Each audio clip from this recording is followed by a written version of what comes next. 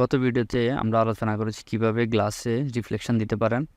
তো আজকে আরেকটা গুরুত্বপূর্ণ টুলস সম্পর্কে আলোচনা করব। সেটা হচ্ছে প্রথমে আমরা এফেক্টসে যাব, এফেক্টসে টুলস, এরপরে এই অপশনটা আমরা ইউজ করব, নিয়ার ক্লিপ প্ল্যান। তো এটা আমরা কেন ইউজ করব? এই যে আমাদের বাড়ির এই অংশটুকু আমরা চাচ্ছি যে হাইড করে ফেলতে। আমরা যখন ঝুম করব বাড়ির এই অংশটুকু রেন্ডার এভাবে নেওয়া যায়, তবে আমরা পুরা বাড়িটা আমার আসছে না। সেজন্য আমরা নিয়ার ক্লিপ প্ল্যানটা ইউজ করব। যদি এটা আমি একটু বাড়িয়ে দিই তাহলে দেখুন আস্তে করে আমাদের ওয়ালটা আস্তে আস্তে হাইড হয়ে যাবে। দেখুন ওয়াল হাইড হয়ে গেছে